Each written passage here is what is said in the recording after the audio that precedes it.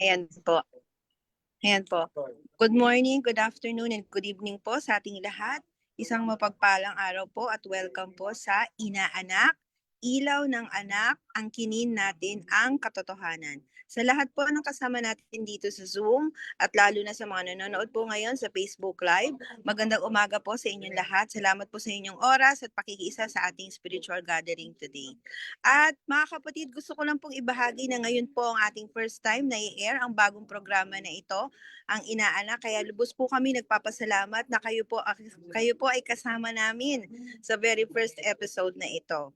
At ang ating pong team ngayon ay End Time, Prophecies Unfolding, at ang topic natin ay The Sanctuary. Isang paalala na sa gitna ng mga nangyayari sa mundo, ang Diyos ay may malinaw na plano at patuloy siyang kumikilos para sa ating kaligtasan. Para po sa ating programa, mga participants ngayong araw na to, ang ating pong opening prayer, pagkakalob po ni Brother Rob Somoso. Ang ating pong musical offering will be given by Sister Ampi Garcia. At ang ating pong speaker ngayong tanghali na to, ngayong gabi na to, walang iba po si Brother Melvin Sarmiento. Ang ating pong appeal song, ang pagkakalob ni Sister Annalyn Pines. Ang ating pong closing prayer, pagkakalob po ng speaker. At mamaya po magkakaroon po tayo ng chance na magtanong about sa mensahe po na ating pong napakinggan. At magkakaroon din po tayo ng chance na mag-share po ng ating mga reflection. Yan po ay papacilitate ni Ma'am Shi Nene. At ang ating pong intercessory prayer ay pagkakalob ni Sister Ria Incognito. Kaya ngayong oras na to, inaanyahan ko po lahat dito man sa Zoom at sa Facebook Live na buksan natin ang ating mga puso at isipan at hayaan natin ang katotohanan ng Diyos ang magbigay ng liwanag at pag-asa sa ating ngayong araw na to. Babatiin ko muna po yung mga nandito po sa loob ng Zoom. Ayan po ang unang-una po ang ating pong muse, Ate Annie Barrios. And of course, nandiyan din po si Brother Rob Sumoso. Andiyan si Sister Ampi Garcia. Andiyan si Ate Ems Kalika. Andiyan si Sister Jenny Valdez. And of course, si Brother Jesse Obrero. Andiyan din po si my dear MC Tibor. Andiyan po ang ating pong speaker ngayong tanghali na to, si Brother Melvin Sarmiento. And of course, si Sister MK. At ang ating Ma'am Shi Nene na ngayon ay pwede na nating tawaging Ninang. At si Sister Nika Abaw, si Ate Raquel Humitilco, si Sister Ria Incognito, at si Brother Wilfred Absalud. Ayan po. Ibigay na po natin ang ating pong opening prayer. Ayan po. Okay, let us pray. Our most gracious Heavenly Father, the owner of the universe, the owner of all in this world. Lord, give us knowledge and wisdom to know more about you, Lord, especially our speaker, si Mr. Melvin. Give him knowledge na ipasa niya ang mga salita mula sa iyo. Ang bawat isa na makikinig ng iyong salita ay mailagay namin sa aming puso at isipan. Ang banal na Espiritu sumaamin bawat isa sa amin. Panginoon, ang hiling namin, ilayo niyo kami sa disgrasya, kasakitan natin, Papa. Ang lahat ng ito, wala imposible dahil kayo ang aming Diyos na makamangyarihan. Ang lahat ng ito, ibalik namin ang papuri sa pangalan mo. Ito po ang aming samot dalangin sa pangalan ni Jesus. Amen. Amen. Thank you so much, Brother Rob. Ibigay na po natin ang ating po musical opening, Sister Ampi Garcia.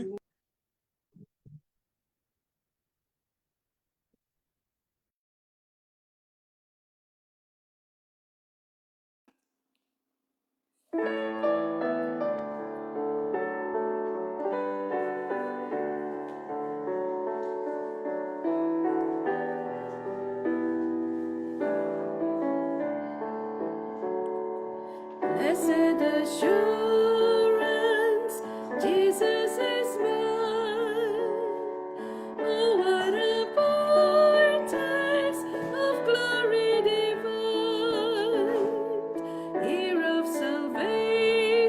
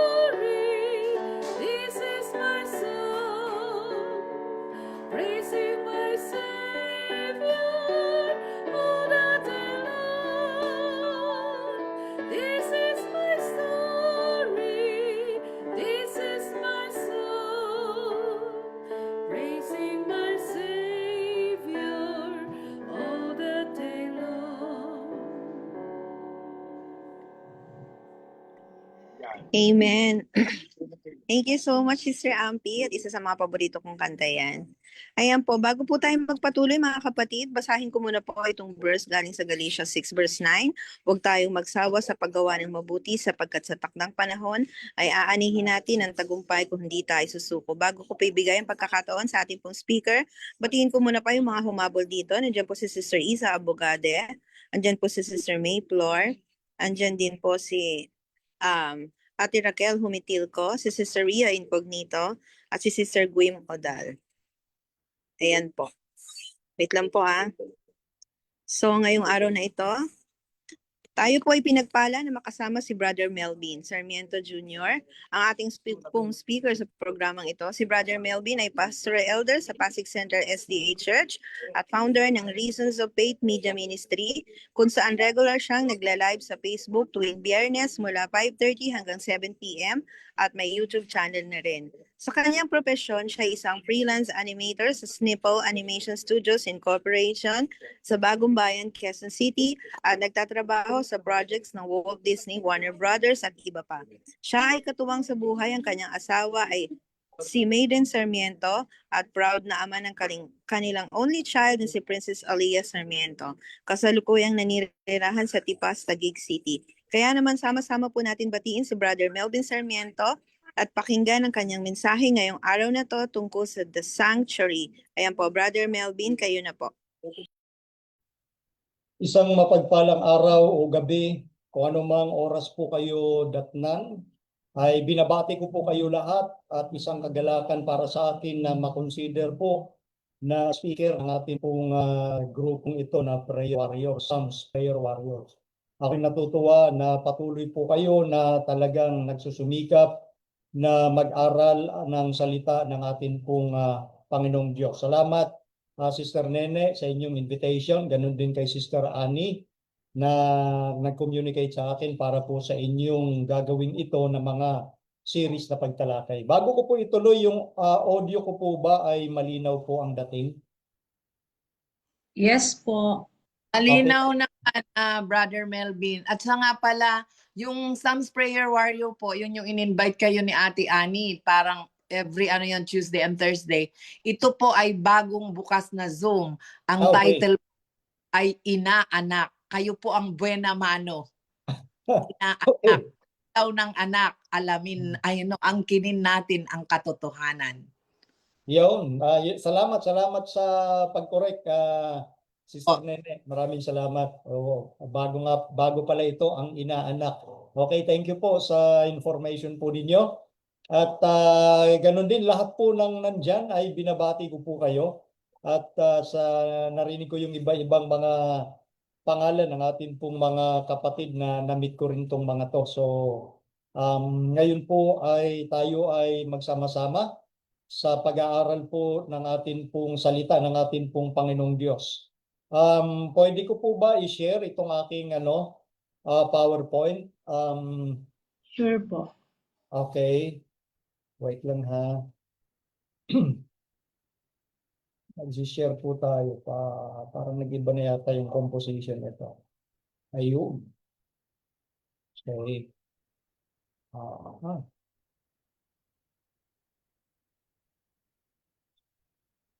Ayan po. Nakikita na po no? Yes po. Okay, thank you. So ito nga po ang ating pag-uusapan since ito po yung unang topic natin. At purihin ang Diyos sapagkat ito po ay pinili din po ninyo na maging paksa natin itong unang-una sanctuary.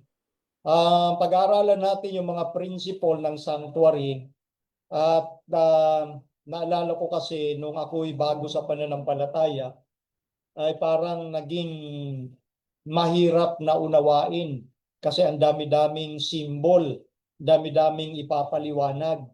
Pero nung sa tulong ng ating Panginoon ay natutunan natin na ang sanctuary pala ay napakapayak na pagpapahayag kung sino ang sentro ng pinag-uusapan at hindi pala nagiging mahirap. Dahil nga po sa ating pagnanais na i-commit sa Panginoon Kasi ang Panginoon naman ang nagbibigay sa atin ng unawa. Hindi naman ang gagaling sa ating mga sarili yung pagkatuklas ng unawa mula sa langit, kundi ang Panginoon mismo ang naghahayag kung tayo ay nagkukumit sa Kanya at idinadalangin natin na yung karunungan ay ipagkaloob sa atin. Di ba ang principle sa Biblia, the fear of the Lord is the beginning of wisdom, and the knowledge of the holy is understanding. So yung pagkatakot sa Panginoon ang pasimulaikan ng karunungan, at yung kaalaman ng kabanalan ay pagkaunawa. So ang Panginoon talaga nagbibigay ng kaalaman at karunungan. So itong ating pag-uusapan ay tinitiyak po na galing po ito sa Panginoon at babasahin po natin sa Biblia. Ito po ang unang talata natin ay sa Awit 77:13. Gusto ko sanang i-entire screen ito, pero sa mga experiences ko sa Zoom ay hindi siya hindi nag-i-stop siya, hindi ko siya lilipat-lipat. Kaya kung kaya nyo naman po na mabasa kahit ganito lang kaliit ay okay lang din po. Kasi kapag pinull screen ko ito yun, nagkakaproblema eh. Yung nakabase po ako dun sa mga experiences ko sa Zoom. So ipahintulot nyo po na ganito lang po kalaki para hindi magka-problema yung aking PowerPoint. So ang sabi sa Awit 77:13, ang iyong daan, O Diyos, ay nasa santuaryo. Sino ang dakilang Diyos na gaya ng Diyos?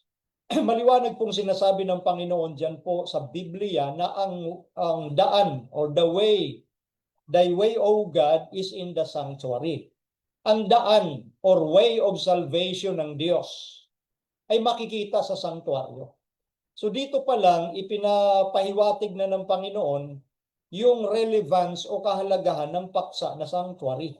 Kasi po sa isipan ng buong sanglibutan ang usapin, lalo na sa Christianity, ang usapin ng sanctuary ay obsolete na ika. Luma na yan, hindi na importante ika yan sa ating panahon, hindi na relevant.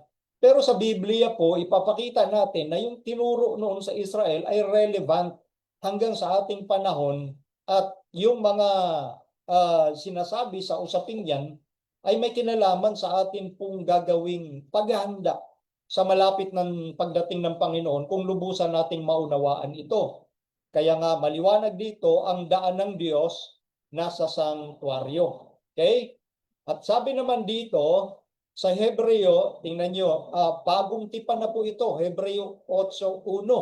Ang kinauuwian nga ng mga bagay na aming sinasabi ay ito: mayroon tayong isang dakilang saserdote na nakaupo sa kanan ng luklukan ng karangalan sa mga langit, ministro sa santuaryo at sa tunay na tabernakulo na itinayo ng Panginoon, hindi ng tao.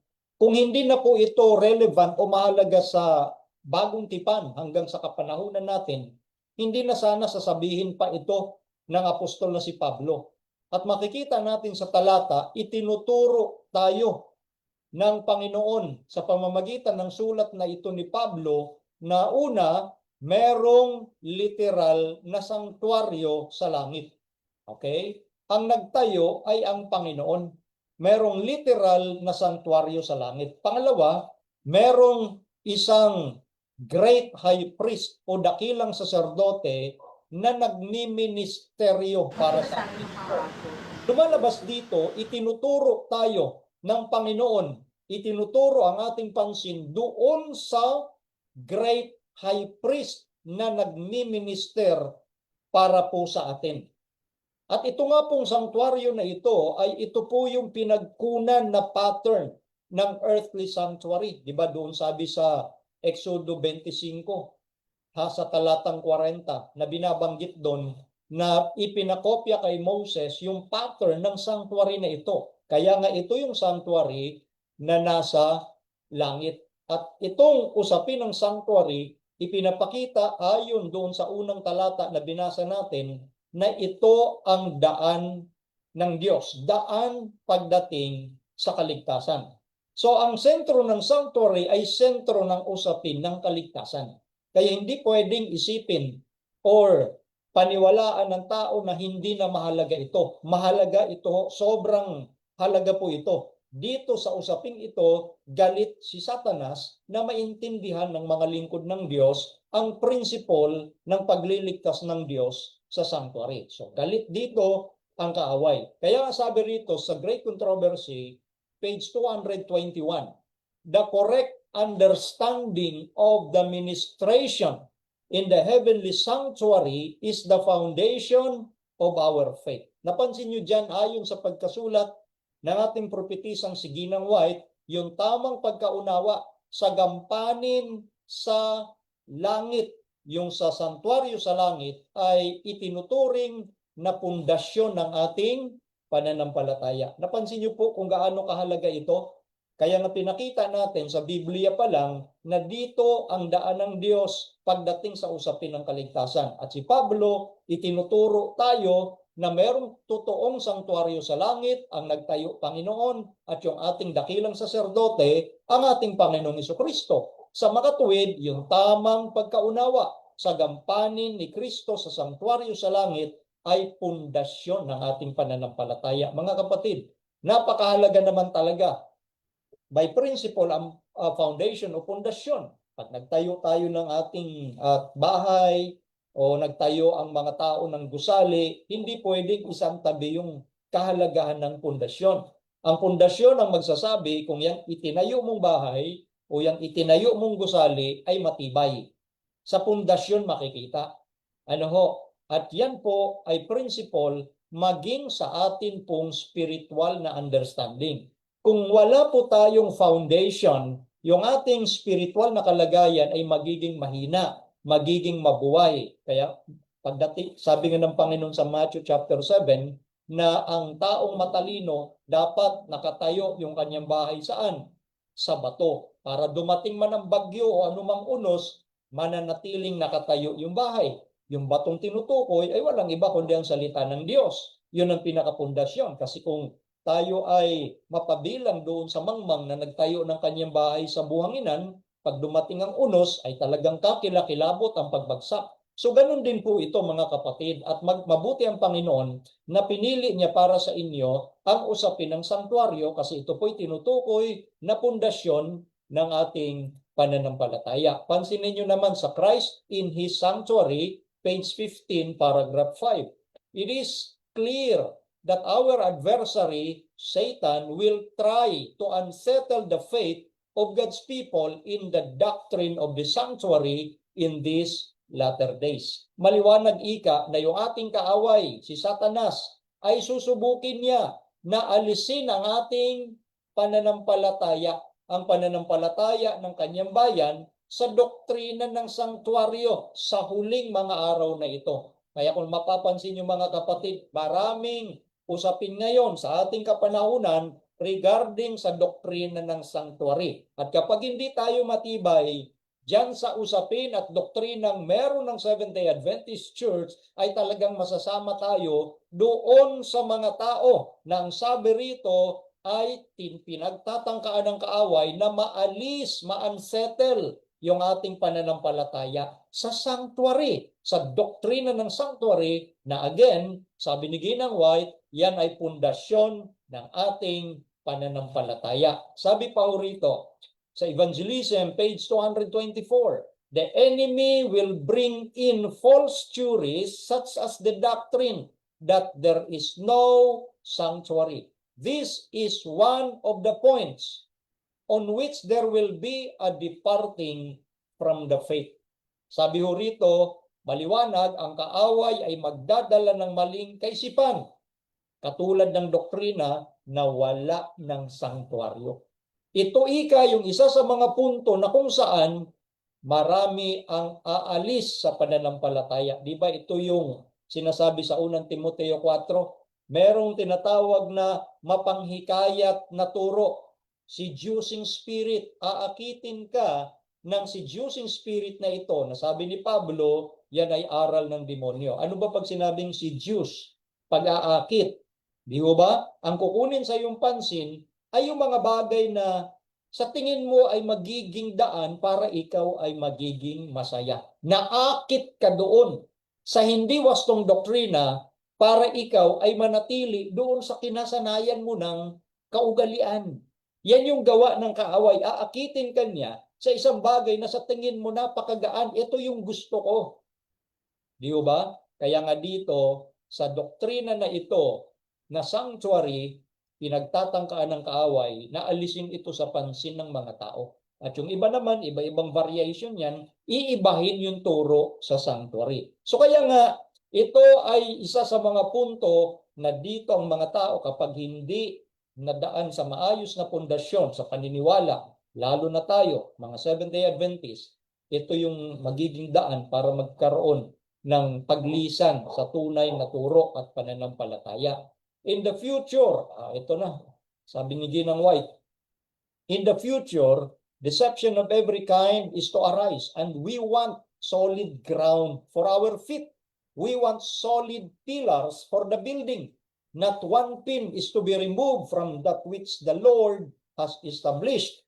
The enemy will bring in false theories such as the doctrine that there is no sanctuary. Napansin nyo, sa iba't ibang aklat ni Ginang White, paulit-ulit na pinaalalahanan tayo, at ito mga kapatid, hindi po ito doktrina ni Ginang White. Doktrina po ito ng Biblia. Ito yung na-confirm ni Ellen White sa pamamagitan ng vision na pinakita sa kanya ng Panginoon. So hindi si Ellen White ang nagtatag ng doktrinang ito, ang Panginoon. So ito sa future, siyempre sumusulat si Ellen White doon sa time niya at tinitingnan niya yung mangyayari sa inaharap ayon sa ipinakita sa kanya ng Panginoon, yung deception o pandaraya, iba't ibang uri na pandaraya sa usapin ng sanctuary, babangon. Yan yung binanggit ko na kanina. At kinakailangan natin ng alin? Solid ground. Yan yung binabanggit na rin natin kanina saan, ano yung tinatayuan natin. Kinakailangan natin ng solid na haligi ng isang gusali. Yan po yung kanina, in-explain na rin natin. Isa sa mga ito ay hindi dapat maalis. Dahil ito ay itinatag ng Panginoon ang doktrinang ito. Yan naman ang binanggit din natin kanina, na merong mga variation ng doctrine para maalis ka talaga sa tunay na turo nito. Kaya sabi ni Ellen White, not one pin, ni isa man doon na bahagi, maliit man yan, ay hindi dapat maalis sa doktrina ng sanctuary. Kasi ito yung pagtatangka ng kaaway, na alisin ang ating pansin sa katuruan ito. Yan ho yun mga kapatid. So napakahalaga pa rin ang doktrina ng sanctuary. Sabi nga, the correct understanding of the ministration of Christ in the heavenly sanctuary is the foundation of our faith. So kailangan natin ng tamang pagkaunawa sa doktrina nating yan. Dahil ang kaaway ay napakahusay na guluhin ang isipan ng bayan at ang buong sanglibutan sa usapin ng sanctuary. Na kung saan sinabi na ng Biblia, this is the way of God's salvation. Ngayon, titingnan natin yung basic structure ng sanctuary. Makikita natin dyan yung sa larawan, ito yung basic construction, nandyan yung number 1, ang tinutukoy ay courtyard, number 2, holy place, number 3, most holy place. Yan yung basic structure at ipapaliwanag natin isa-isa yung mga element diyan sa basic structure na yan ng sanctuary at makikita natin ito nga talaga ang sinasabi ng Biblia na nakasentro ang gawain ito ng Panginoon sa sanctuary. O ito yung binabanggit natin mga element. Alam natin na sa holy place, nandyan yung table of shewbread, nandyan yung 7 candlesticks o menorah, nandyan yung altar of incense. And then, pagpasok sa most holy place, nandyan yung Ark of the Covenant, na ang laman 10 commandments at merong 2 anghel, ribulto ng cherubim na nakatunghay sa mercy seat. Yung mercy seat, yan yung luklukan ng awa ng ating Panginoon. O, ngayon, meron tayong 3 punto na titingnan dito sa usapin ng sanctuary. 3 punto para makita natin, ito nga pala kung bakit galit na galit si Satan na aalisin niya sa isipan ng mga tao. Yung doktrina ng sanctuary. Number 1, the sanctuary structure pointed to Jesus. Isipin nyo yan mga kapatid. Ang doktrina pala ng sanctuary, ang structure pala ng sanctuary, ang tinuturo ay walang iba kundi ang ating Panginoong Hesus. Diba alam natin sa New Testament, sinasabi especially sa John 3:16, for God so loved the world that He gave His only begotten Son, that whosoever believeth in him should not perish, but have everlasting life. So ngayon, yung tinuturo na daan ng kaligtasan, ipinapakita na sa sanctuary structure. Ang tinuturo pala nito, sa structure pa lang, si Jesus. Nakita niyo? Kaya nga galit si Satan eh. Kasi ang salvation nakasentro kay Jesus. Ang sanctuary structure, ang tinuturo niyan, si Jesus. Pansinin natin, during the Old Testament, in Exodus 25 verse 8, sabi ng Panginoon kay Moises, at kanilang igawa ako ng isang santuaryo upang ako'y makatahan sa gitna nila. Ano sabi ng ating Panginoon? Pinapagawa niya ang Israel through Moses ng sanctuary. Anong objective ng Panginoon? That I may dwell among them. So makikita natin yung damdamin, yung language na ipinapakita dito ng Panginoon. Yung kaniyang longing desire is to be with His people. Yes. Ito yung layunin ng Diyos. God's longing desire is to be with us. Kaya nga ipinapakita niya yung lingwaheng ito, yung pagnanais ng Diyos na makasama niya yung bayan. Dito pa lang sa sinisimbuluhan. Kasi nga, sabi sa unang point, itinuturo ng sanctuary si Jesus. Ano ho? Ang Diyos, matagal na niyang ninanais. Siya'y nananabik na makasama yung kanyang bayan. At dito sa symbolic, no, na paglalagay o pagpapatayo ng sanctuaryo na ang pattern ay kinuha sa langit, ito yung makikita nating damdamin ng Diyos na gustong-gusto niya na makasama ang bayan. Yan ang tandaan natin. Okay, so ngayon, kaya yung structure na sanctuary, ang tinutukoy ay si Jesus kasi ito na yung nangyari nung sinabi sa John chapter 1 verse 14, yung katuparan ng structure. At nagkatawang tao ang verbo at tumahan sa gitna natin. Ano nga yung language doon sa Old Testament? Ano yung binasa natin kanina? Upang ako'y makatahan saan? In the midst of them, sa gitna nila. At ito nung nagkatawang tao ang Panginoon, siya yung sinisimboluhan ng structure na yon. Nung nagkatawang tao ang ating Panginoong Hesus, sinasabi diyan at tumahan sa gitna nila. Yan yung layunin ng Diyos sa pagliligtas sa tao. So doon pa lang sa structure ng sanctuary sa Old Testament, tinuturo yung katuparan ng pagdating ng anak ng Diyos, tatahan sa gitna natin para pasimulan yung kanyang misyon. Napansin niyo yung napakagandang panukala ng Diyos. Tinuturo sa sanctuary. Yung pagnanais ng Diyos na makasama niya tayo.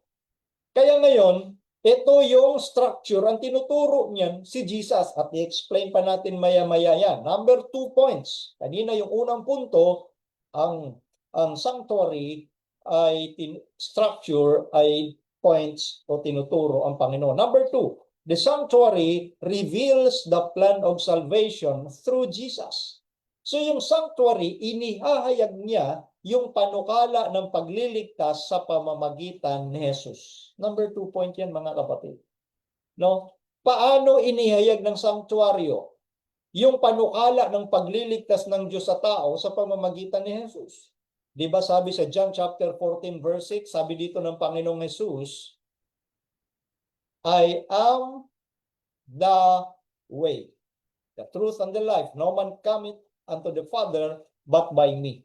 Napansin natin dito mga kapatid, ang unang punto na gusto kong ipakita ay itong naka-highlight.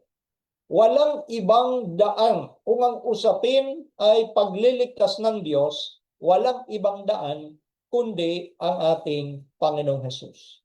Siya yung definite na the way. Kaya hindi sinasabi diyan, I am a way. No? The way. Definite. Walang ibang daan para makamtan natin ang kaligtasan. So paano inihayag ng sanctuaryo yung plano ng pagliligtas sa pamamagitan ni Jesus? Tingnan natin mga kapatid. Sabi po rito, sa pintuan ng sanctuaryo, isa lang ang pintuan niyan mga kapatid, at nung sinabi ni Jesus, John 10 verse 9, I am the door. So yung pintuan ng sanctuary, eto pansinin natin, eto. Makikita natin ito ay sa bahagi ng east side, sa silangang bahagi ng buong sanctuary. Isa lang ang pintuan para makapasok ka dyan sa courtyard. Yang isang pintuan na yan, ang kinakatawanan yan ay walang iba kundi si Jesus. Pag pinag-usapan yung daan ng kaligtasan, isa lang ang pinto. At sinabi nga ni Jesus doon sa binasa natin sa John chapter 10, verse 9, pag-aangkin ni Jesus, I am the way. Wala nang ibang daan. Kaya ang sanctuary mismo, isa lang ang pintuan. So maging yung pintuan ng sanctuary ay itinuturo yung panukala ng kaligtasan hindi sa iba't ibang kapamaraanan kundi ang ating Panginoong Hesus lang. Napansin niyo yan? So, pagpasok sa sanctuary, isa lang ang pinto. At ngayon, siyempre, pagpasok mo dyan, anong makikita mo dyan? Altar of sacrifice. Balikan natin. Ito po yung altar of burnt offerings. Kung nakikita niyo po dyan sa screen, yan po yung nag-aapoy dahil dyan nga po hinahandog yung mga hayop na kumakatawan din sa ating Panginoong Hesus. So pagpasok mo dyan, yan yung altar of burnt offerings na kumakatawan sa sakripisyo ni Jesus. Sabi sa unang Pedro 2.24, na siya rin ang nagdala ng ating mga kasalanan sa kaniyang katawan. So, yung panukala ng pagliligtas, hindi pwede na hindi ang ating Panginoon. Una, pintuan pa lang siya na. Etong sacrifice, altar of burnt offerings, kumakatawan ito sa kamatayan ni Kristo doon sa krus ng Kalbaryo. So the plan of salvation ay ipinapakita, inihayag mismo sa sanctuary. And then, sa sanctuary, makikita natin itong after dyan mga kapatid, dyan sa altar, makikita ninyo yung bilog na yan, yan yung laver. Yung laver na yan, ang laman ay tubig. Kinakailangan yung mga pari na naglilingkod dyan, na kumakatawan din sa ministration ni Jesus, itong mga pari, ang pari, after na maghandog siya dyan sa altar of burnt offerings, maghuhugas ng kamay at paa bago pumasok sa banal na dako. So ito po yung kinakatawanan din ng laver. Sabi sa unang Korinto 6:11, at ganyan ang mga ilan sa inyo, ngunit nangahugasan na kayo. 1 John 1:9, at tayo'y lilinisin sa lahat ng kalikuan. So yung labor na yon mga kapatid ay kumakatawan sa paglilinis. After mong tinanggap si Kristo dito sa altar of burnt offerings, ano ang kasunod na mangyayari? Diba magpapabautismo tayo sa tubig? Simbolo yan na tayo'y lilinisin at huhugasan sa ating mga kasalanan. Therefore, sa sanctuary, yan din yung ipinapakita at inihayag. Matapos tanggapin mo si Kristo, dapat kang maghugas. At yan ay symbolic na kumakatawan sa paglilinis mismo ng ating Panginoon sa langit. Diba? Ang ating Panginoon, ipinakita niya yung halimbawa kahit wala naman siyang kasalanan. Nagpabautismo siya kay Juan. Ano ho? Para ipakita yung ehemplo ng pagganap ng katuwiran. Kasi bahagi ng pagganap ng katuwiran ay ang pagpapabautismo. Bagamat si Kristo ay walang kasalanan. Yun yung kinakatawanan ng labor. Ayan po yun mga kapatid. So the sanctuary reveals the plan of salvation. And then, kita nyo mga kapatid, balikan ko lang bago tayo unti pumasok sa mga susunod na pagpapaliwanag. Ang tao na tumanggap sa Panginoon, papasok dito sa isang pinto si Kristo. Tatanggapin niya yung handog ni Kristo na naganap sa krus ng Kalbaryo, sinisimboluhan ng altar of burnt offerings. And then, ipapakita mo yung sa publiko na tinanggap mo ang Panginoon sa pamamagitan ng bautismo. And then, papasok ka na ngayon saan? Sa holy place. Sa holy place, anong makikita mo dyan? Una, table of shewbread. No? Ang sabi ni Jesus sa John 6:35 and 48, I am the bread of life. So maging yung tinapay, ito ho, yung shewbread, ay ipinapakita na ito'y kumakatawan pala mismo sa ating Panginoong Hesus. So kaya nga sabi doon sa number 2 points, the sanctuary reveals the plan of salvation through Jesus. Sabi nga po rito sa John 6:35, sa kanila'y sinabi ni Jesus, ako ang tinapay ng kabuhayan. Ang lumalapit sa akin ay hindi magugutom at ang sumasampalataya sa akin kailanmay hindi mauuhaw. So siya yung sinisimboluhan ng tinapay na nandoon sa sanctuary. Ano pa yung nakita natin? Lampstand. Yung ilaw, 7 kandelero. Nasabi naman sa John 8:12, sabi ni Jesus, I am the light of the world. Ako yung ilaw ng sanglibutan. Kaya siya yung kumakatawan din dito sa candlestick. Ang ating Panginoong Hesukristo mismo, mga kapatid. Ano pa yung nandyan? Altar of incense. Dambana ng alin? Kamangyan. Anong meron dyan sa dambana ng kamangyan? Di ba? Ito po ang sabi sa Apokalipsis 8:3. At dumating ang ibang anghel at tumayo sa harap ng dambana na may hawak na isang pansuob ng kamangyan. At binigyan siya ng maraming kamangyan upang idagdag ito sa panalangin ng lahat ng mga banal sa ibabaw ng dambanang ginto na nasa harapan ng luklukan. So ito palang tinatawag na altar of incense, bubudbura ng kamangyan, at yung mga usok, napansin nyo yung pag binudburan ng kamangyan yun, yung mga usok, di ba? Yung mga usok, kumakatawan saan? Panalangin ng mga banal. Okay? Yung usok ay kumakatawan sa panalangin ng lahat ng mga banal. Sabi pa rito sa Apokalipsis 5:3, at mga mangkok na ginto na puno ng kamangyan na siyang mga panalangin ng mga banal. So, pansinin natin, itong kamangyan, ibinubudbud din doon. No? Tapos, ito'y kumakatawan sa panalangin ng mga banal. Sabi, balikan natin sa Old Testament, awit 141 verse 2. Malagay ang aking dalangin na parang kamangyan sa harap mo. Ang pagtataas ng aking mga kamay na parang hain sa kinahapunan. So makikita natin dito mga kapatid, na itong altar of incense, ito ay panalangin ng mga banal sa pamamagitan ng insenso o kamangyan at ang usok nga umiilang lang. Kumakatawan yun sa panalangin ng mga banal. Di ba ang usok pataas? Ngayon ang tanong doon, bakit binudburan ng kamangyan na kumakatawan din sa panalangin ng mga banal? Kasi nga po, yung kamangyan mabangong samyok.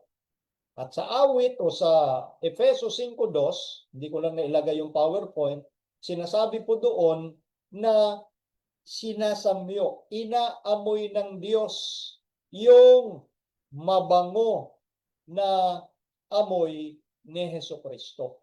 Anong ibig sabihin doon? Yung samyo na yon ay kumakatawan kung tayo lang mga kapatid. Ano ho? Yung ating katwiran lang ang ating aasahan. Anumang panalangin hindi makakarating sa langit. That's why kinakailangan budburan ng kamangyan. Ito'y kumakatawan sa masarap na samyo.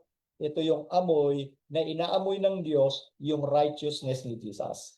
So without the righteousness of Jesus, without the merits of Jesus, yung ating mga panalangin, yung anumang gawin natin ay hindi magiging katanggap-tanggap sa Diyos. Tinatanggap lang ng Diyos tayo, lalo na yung ating mga panalangin.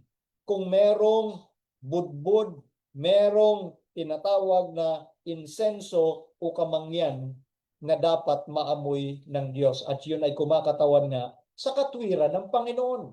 The merits of our Lord Jesus Christ. Without the incense of Jesus, doon sa panalangin ng mga banal, hindi po yan tatanggapin ng Diyos. So si Kristo pa rin ang kumakatawan dito mga kapatid. Yung kamangyan, altar of incense, kumakatawan sa righteousness ni Jesus. Ano ho? Katwiran ng Panginoon. Pangatlo, the sanctuary reveals the roles of Jesus. Ang sanctuaryo ay nag-ahayag ng gampanin ni Jesus. Di ba? Ano ba yung gampanin ng Panginoon? Balikan natin yung sinabi sa John 1:29. Behold, the Lamb of God who takes away the sins of the world. So ang gampanin niya ay mag-alis ng kasalanan ng sanglibutan. At yan ay kumakatawan nga sa mga hayop na dinadala dyan sa courtyard. Dyan sa loob ng sanctuaryo. Yun yung gampanin ng ating Panginoon. Siya yung kumakatawan doon sa sa mga handog na hayop. So ang usapin ng sanctuary, gaya nga nung sinasabi ng ibang tao, hindi na relevant. Obsolete, Old Testament. So si Jesus na tayo ngayon. Kay Jesus na tayo ngayon. Yan ang sinasabi nila. Pero sa Biblia, nire-reveal o inihayag ng Diyos that the way of God is in the sanctuary. Sabi ng Spirit of Prophecy, the correct understanding of the ministration in the heavenly sanctuary is the foundation of our faith. It is not Jesus or the sanctuary. Hindi pwedeng mamili tayo, ay si Jesus na, obsolete na ang sanctuary. Hindi Jesus or sanctuary, kundi Jesus in the sanctuary. According sa Hebreo chapter 8, verses 1 and 2, tinuturo tayo ng Diyos na nandoon si Jesus, nagmiministeryo sa atin sa sanctuaryo sa langit. Hindi po choice kung Jesus or sanctuary, kundi Jesus is in the sanctuary. At next na pagkakataon kung loobin ng Panginoon, explain natin siyempre yung katapusan ng ministeryo ni Jesus doon sa sanctuary na nagsimula pa noong 1844. Napakahabang mga taon ang ginagawa ng Panginoon para sa ating kaligtasan. Tandaan natin mga kapatid, huwag nating ipagkalito ito dahil ang gusto ng kaaway malito nga tayo. Iko-confuse tayo to unsettle our faith in the doctrine of the sanctuary. Di ba binasa natin kanina? Yun yung purpose ng kaaway. Malito ka para pag nauga yung iyong paniniwala sa doktrinang yan, mawawala talaga tayo sa'yo yung tunay na pagkaunawa na ginagawa ni Kristo para sa atin, para sa'yo, dyan po sa sanctuary at yung kanyang nagtatapos na gampanin doon. Ito yung binasa natin kanina. The correct understanding of the ministration in the heavenly sanctuary is the foundation of our faith. Okay? So nakita natin doon mga kapatid, yung 3 points. Una, ang sanctuaryo ay itinuturo tayo. Yung structure mismo ng sanctuary, itinuturo si Jesus. Pangalawa, yung sanctuary mismo ay naghahayag ng plano ng pagliligtas ng Diyos sa pamamagitan ni Kristo. At yung pangatlo na tiningnan natin, yung gampanin ni Kristo sa sanctuary. Therefore, naka-embodied sa doktrina ng sanctuary yung ginagawa ng Diyos na pagliligtas sa atin hanggang sa matapos ni Kristo yung kanyang ministry sa heavenly sanctuary. Sabi pa rito sa Christ in His sanctuary, page 8, paragraph 3, the subject of the sanctuary should be carefully examined as it lies at the foundation of our faith and hope. Nakita nyo yun mga kapatid? Yung subject ng sanctuary o ng usapin ng sanctuary ay kinakailangan maingat na siyasatin natin sa ating pag-aaral sapagkat dito nakasalalay yung pundasyon ng ating pong pananampalataya at yung ating pag-asa. Yes, yung ating pag-asa ay yung ginagawa ni Kristo sa heavenly sanctuary. Simula nung pumasok siya sa most holy place noong 1844. Ayon sa Daniel 8:14. Unto 2,300 days the sanctuary shall be cleansed. At sa ating doktrina maliwanag, nagsimula si Kristo sa paglilinis sa sanctuary since 1844. Ano yung madumi doon sa sanctuary? Yung ating mga kasalanan. Kaya nga, mula pa nung una, sa kaagahan ng Seventh-day Adventism, pinagtatangkaan na ng kaaway na sirain yung unawa ng mga Adventist sa sanctuary. Noon pa, sa panahon pa nila Ballinger, panahon nila Desmond Ford, inaatake nila yung sanctuary hanggang nga ma-disfellowship si Desmond Ford. At mayroon po akong series dyan sa ating pong Reasons of Faith every Friday. So, simula noong January 2, tinalakay ko na yan. At tuloy-tuloy yan mga kapatid sapagkat maraming kaguluhan sa usapin ng sanctuary ang nangyayari ngayon. So, dapat maging matibay tayo dyan. Dapat solid yung ating ground because the object of Satan is to unsettle us. Gibain yung ating tiwala sa doktrina ng sanctuary. At yan yung ginagawa noon pa. Maging sa kapanahonan ni Ellen White, sinisira nila yung usapin ng sanctuary. Di ho ba? Katulad ng ginagawa ng iba na si Kristo natapos na yung kanyang ministry sa krus pa lang ng Kalbaryo. Mali yun mga kapatid. Tandaan natin, yung kamatayan ni Jesus Christ noong 31 AD, halos 2,000 taon na ang lumipas, yun ay provision. Meaning, pag pinag-usapan yung kaligtasan, nandoon na. Okay? Inaalok ng Panginoon. Provided na. Yun na yung provision. Nakadepende sa'yo kung tanggapin mo o hindi. So yung nangyari doon sa krus ng Calvary, provision. Okay? Pag tinanggap mo yun, natural. Maliligtas ka. Yung provision na yun, papasok ngayon yung pangalawang punto. Ano yung pangalawang punto? Appropriation of that salvation. Meaning, iaangkop sa'yo yung kaligtasan. Saan ginagawa yung pag-aangkop? Sa sanctuary. O di ba Brother Melvin, tapos na, niligtas na tayo doon sa krus ng Kalbaryo. Tama. Pero kailangan iangkop sa iyo yung kaligtasan. Paanong iangkop? Dito ngayon, binabago ng Panginoon yung ating mga karakter sa pamamagitan ng Holy Spirit para mahanda tayo sa pagdating ni Kristo. Yun yung punto na inaangkop niya sa atin yung kanyang karakter through the power of the Holy Spirit. Yun yung pag-aangkop. First step, yung tinanggap mo yung kaligtasan sa krus ng Calvary. First step yon. Pangalawang hakbang, iaangkop sa buhay mo. Dapat mabago ka ayon sa larawan ni Kristo. At yan yung mga susunod nating pag-uusapan pag binigyan tayo pa ng pagkakataon. Sabi pa rito sa Great Controversy, page 489, the intercession of Christ in man's behalf in the sanctuary above is as essential to the plan of salvation as was his death upon the cross. Yan, binanggit ko na kanina lang. Yung pamamagitan ni Kristo para sa tao doon sa sanktuaryo ay kasing halaga. Kasing halaga sa plano ng kaligtasan tulad ng kanyang kamatayan sa krus. Dalawang punto yan mga kapatid. Sanctuary at yung kamatayan ni Kristo. Kaya nga binabanggit dito sa Spirit of Prophecy na magkasing halaga yan. Yung iniisip lang kasi ng iba, yung kamatayan ni Kristo sa krus, okay na yun, tinanggap ko na yun. Hindi. Kasing kahalaga yung usapin ng sanctuary kasi nga, doon sa binanggit natin, appropriation of that salvation.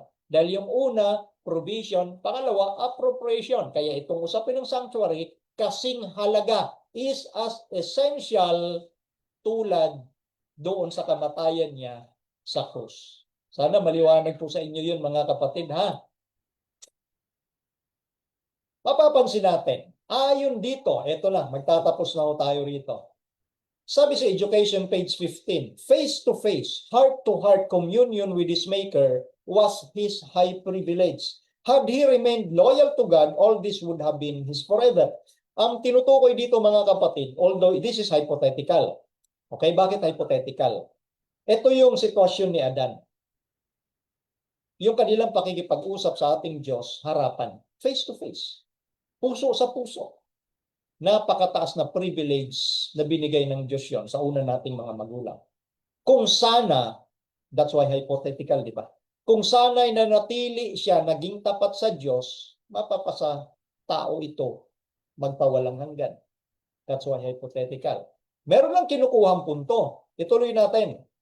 To restore in man the image of his Maker, to bring him back to the perfection in which he was created, to promote the development of body, mind, and soul that the divine purpose in his creation might be realized. This was to be the work of redemption. Ayun sabi sa page 16. Anong binabanggit dito? To restore. Sa Pilipino, yung pagpapanauli. Ipapanauli ng Diyos sa tao yung larawan ng Diyos kasi nilikha tayo ayon sa larawan ng Diyos. Para tayo maibalik sa kasakdalan na kung saan nilikha tayong sakdal. At pinopromote yung pag-develop ng ating katawan, yung isipan, at yung ating kaluluwa upang ang layunin ng Diyos sa kanyang paglalang ay mangyari. Ito yung gawain ng pagtubos. So mga kapatid, pansinin ninyo. ang usapin ng pagtubos o redemption ay gawain ng pagpapanauli. Restore, redemption. Etong common na naririnig nating gawain ng pagliligtas, gawain ng pagtubos, ang layunin ng Diyos, ipanauli tayo ayon sa kanyang larawan. Restore. So the work of redemption is also a work of restoration. Ibinabalik tayo ng Diyos doon sa pasimula kung paano yung kanyang layunin nung nilalang tayo. Kaya balikan natin ito mga kapatid. Balikan natin yung structure ng sanctuary. Eto. Pag sinabing ipapanauli, merong nangyaring pagkawasak. Paghihiwalay ng tao sa Diyos. Ayon naman yan sa Isaiah 59 verse 2. So ito yung gawain ng Diyos na pagtubos, ito pala gawain din ng pagpapanauli. Pansinin po natin. Itong sanctuary structure is our steps. Napansin niyo yung steps, hindi step. Is our steps para maipanauli tayo harapan, face to face sa ating Panginoon. Tingnan niyo. Mula sa labas, papasok ka sa isang pintuan. Pagpasok mo sa pintuan, nandyan yung provision ng pagtubos. Tinanggap mo si Kristo, magpapabautismo ka sa pamamagitan ng labor, papasok ka sa holy place na kung saan nandoon yung tinapay, yung ilaw, at yung altar of incense. Na kumakatawan sa pakikiisa dapat natin kay Kristo. Di ba sabi ni Kristo, kainin nyo ang tinapay na ito, which is siya. Okay? Yun yung pakikiisa natin kay Kristo. Tandaan natin, meron ngang kasabihan. Kung ano yung kinakain mo, ikaw yun. So kung kinakain natin si Kristo, spiritually speaking, symbolically speaking, magiging katulad tayo ni Kristo. At yung ilaw na si Kristo, anong sabi sa niya ni Kristo sa Matthew chapter 5? Maging liwanag kayo ng sanglibutan. Meaning, i-reflect natin yung ilaw na si Kristo. At habang nakikiisa tayo kay Kristo, hindi mawawala yung prayers. Yun yung sinasabing symbol sa altar of incense, panalangin ng mga banal. So makikita natin sa holy place, nung pumasok tayo ron, yun yung pakikiisa kay Kristo. Yun yung tinatawag na Bible study, yung pagkain ng tinapay na si Kristo, yung kanyang salita. Pagkain ng spiritual food. Nandoon din yung evangelism, testimony. Bakit? Magiging ilaw ka dapat ng sanglibutan. That is evangelism. That is testimony. Pangalawang punto. Pangatlo, prayerful life. Yung altar of incense. So makita niyo yung tatlo. Bible study, testimony or evangelism, and then prayerful life. Pag ginawa natin ito mga kapatid, lahat ng bagay na ito, daily, sa tulong ng banal na Espiritu, hindi tayo mawawala kay Kristo. And then after the most holy place, ano yung isang papasukan? Kabanal-banalang dako na kung saan nandoon ang Diyos. Doon sa mercy seat. So ano nakita natin dito? Steps, mga hakbang pabalik sa Diyos. Face to face. At yan yung sinasabi ng Revelation chapter 22. Muling makikita natin ang Diyos ng mukhaan. So nakita niyo mga kapatid ang idea na napakaganda ng doktrina ng sanctuary. Pinapakita sa atin dito yung perspective na Eden lost and Eden restored. Ano yon? Yung nawalang Eden sa panahon ni Adan sa pamamagitan ng kasalanan. Naiwala yung face-to-face, heart-to-heart na communion sa Diyos. Eden lost.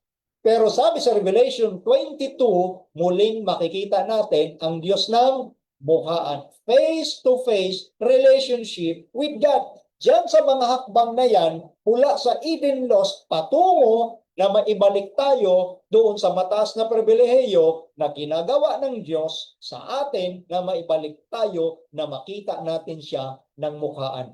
Face face-to-face relationship with God. Yan yung punto that the work of redemption is a work of restoration. Ibinabalik tayo, mga munting hakbang, steps na patungo sa Diyos. Di ba? Kaya ka sa mga libro, katulad ng Steps to Christ, hindi pwede yung biglaan. So, kung meron sa atin na medyo naiinip, bakit parang hindi nababago yung karakter ko? Mag-stick ka lang. Doon sa plano ng pagliligtas, tuloy-tuloy ka lang. Personal Bible study, personal prayer, and then testimony, evangelism. Mababago tayo unti-unti habang ginagawa natin yan sa bawat araw na binigyan pa tayo ng buhay ng Diyos. So yan po ang usapin ng sanctuary. Di po ba napakaganda? Nandiyan pala lahat ng principle kung paano tayo ibinabalik, nire-restore, palapit doon sa face-to-face communion with our God. Ayon sa Revelation chapter 22. So ito po yung ating paksa, mga kapatid. Salamat sa patuloy na pakikinig po at ang pagpapala ng Diyos ay sumaatin pong lahat. Amen. Thank you so much po sa napakaganda at maliwanag na talakayan sa umaga pong ito na pinagkaloob ng ating pong Brother Melvin Sarmiento. Sa ating pong pagpapatuloy, tayo po dumako sa ating pong appeal song, Sister Annalyn Pines.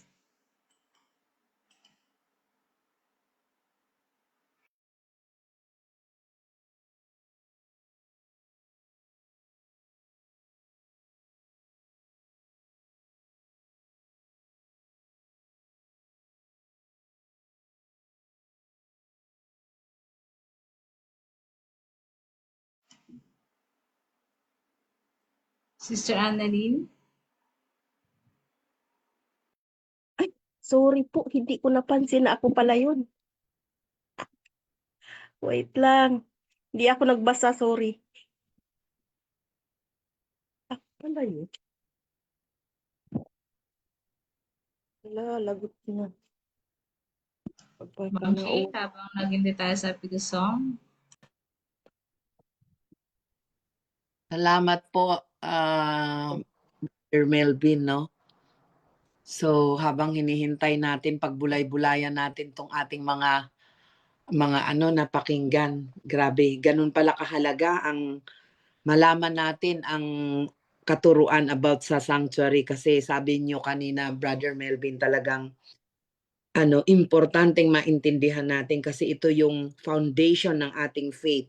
So, ibig ba sabihin nito, Brother Melvin, pagka hindi mo naunawaan ang katuruan ng sanctuary, hindi ka pa talaga matatag na mananampalataya? Ganun po ang ang magiging kalagayan ho talaga. Pero yun na nga, ang tao naman kasi po ay merong level ng understanding. Hindi naman talaga sabay-sabay din yan na darating doon. Ang importante, ang banal na espiritu, hindi naman tayo pababayaan. Kahit hindi pa nakarating doon sa level ng understanding yung iba nating mga kapatid. Paano ba nauugnay ang sanctuary sa plano ng kaligtasan? Ito ba ay may kinalaman sa ating kaligtasan? Opo, dahil ang Panginoong Hesus nga, yun yung tinuro niya yung tungkol sa usapin ng sanctuary. Kasi nakapaloob dyan yung mga element ng preparation.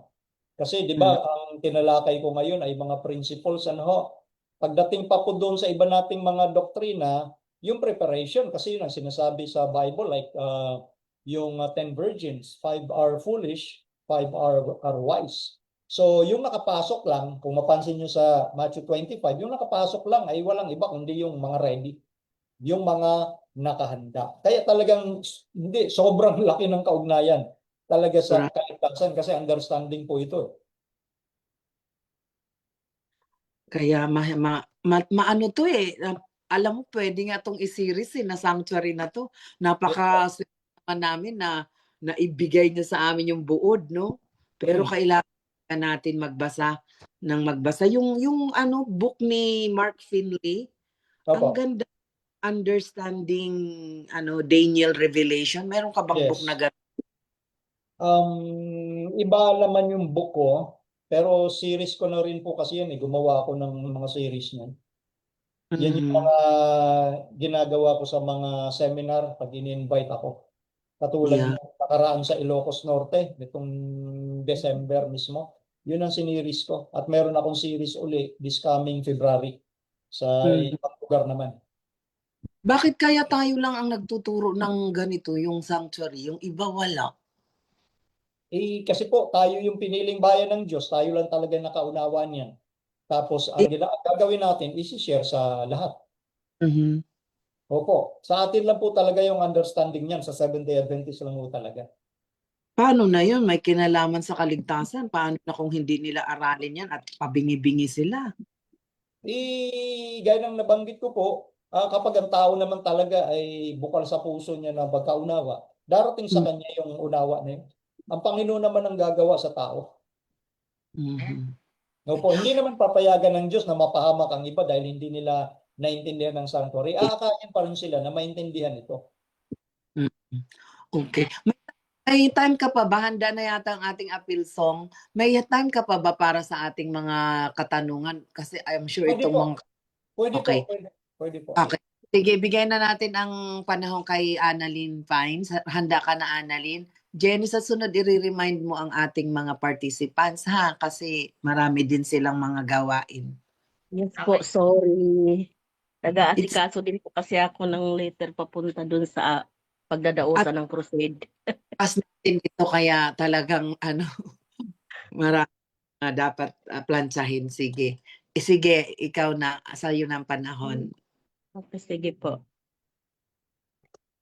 Sa paglalakbay ko sa landas ng buhay, O Diyos, ako'y patnubayan.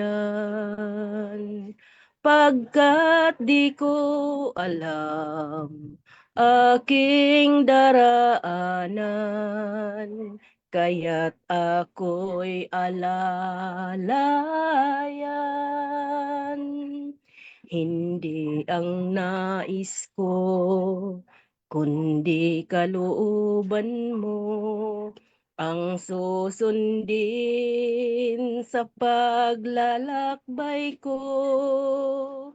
Ikaw ang pipili ng daraanan ko at pasasakop sa iyo. Krus ay papasanin, hirap ay babathin, O Diyos, ako'y marapatin sa kaharian mo. Naway makarating at doon ay papasukin. Hindi ang nais ko, kundi kalooban mo ang susundin sa paglalakbay ko. Ikaw ang pipili ng daraanan ko at pasasakop sa iyo. O Diyos ko'y tanggapin ang pagtatalaga ng puso ko't kaluluwa. Pasasakop ako, laging tatalima, kaya't sa'kin makisama. Hindi ang nais ko, kundi kalooban mo ang susundin sa paglalakbay ko.